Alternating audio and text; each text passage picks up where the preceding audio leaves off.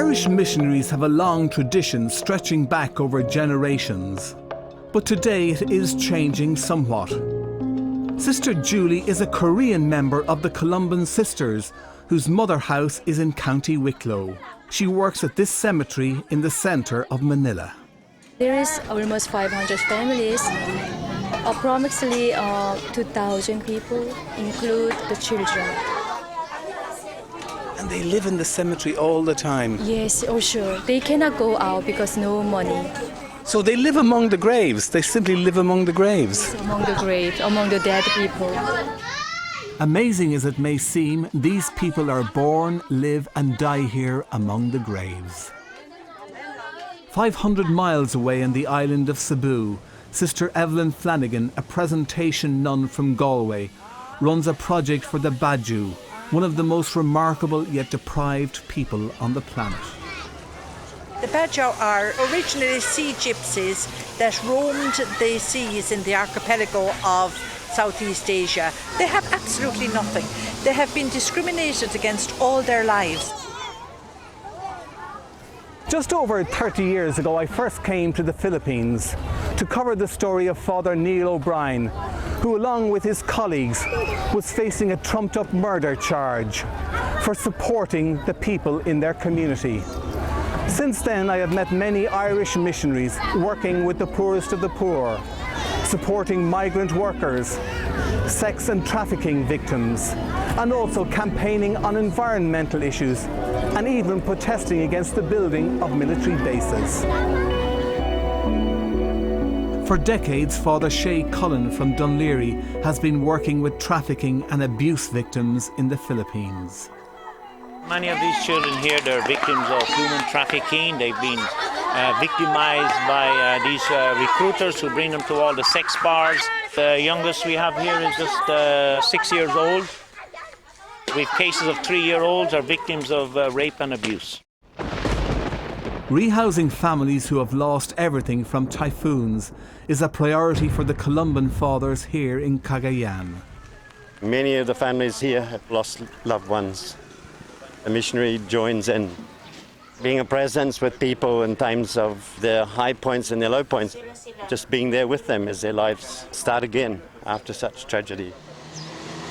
Regarded as one of the most dangerous places in the Philippines, the island of Mindanao is no stranger to ethnic violence between Christians and Muslims. Father Paul Glynn from Mallow is working to build relations between the two communities. Sincerest, heartfelt greetings from all the Christians as you celebrate the holy month of Ramadan. Further to the east, Irish missionaries have a long association with Korea, going back to the 50s. Today, Sister Nora Wiseman from Macroom, County Cork, runs a large hospice in Chuncheon. In Seoul, Sister Miriam Cousins runs a shelter for those who are HIV positive. We're dealing with people who are stigmatized. Now, Jesus really went out to the lepers. These are like that in Korea. They need to be accepted and loved.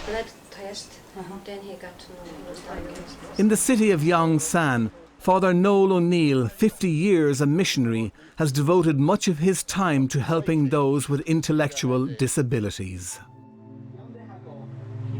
Last year, over 300 young people lost their lives in a ferry disaster. Their families are still asking questions. Standing with them are the Irish missionaries. People are not getting answers for why their children actually died needlessly that night, and they're crying out for it. So we're just here to support them. As one of the younger missionaries in Korea, Eamon Adams works in strengthening interfaith relations. The church has never been great at dialogue. No religion seemed to have been great at dialogue. So what I'm trying to work in is religion in dialogue with other things. On the island of Jeju, Father Pat Cunningham joins the local community on the peace line, protesting against the building of a new naval base. I think we're walking in the footsteps of many peacemakers within the Christian tradition over the years, including Jesus himself and his spirit of non-violent resistance to violence and war. We are in agony, we are in trouble. Columban fathers or brothers, approach us and they just give us consolation and they support us. That is the Good Samaritan. Around 50 Irish missionaries have been murdered while working on foreign shores. Here, close to the border with North Korea, 7 Columbans were murdered during the Korean War. They were here helping the Korean people. They weren't here for any kind of good for themselves. They didn't come here to go off on holidays or anything else. They came here, come what may.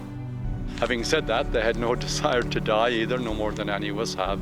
But they could have gone off and there was plenty of opportunity to escape. But they choose to stay. And if they choose to stay with their people, they just died from the barrel of a gun.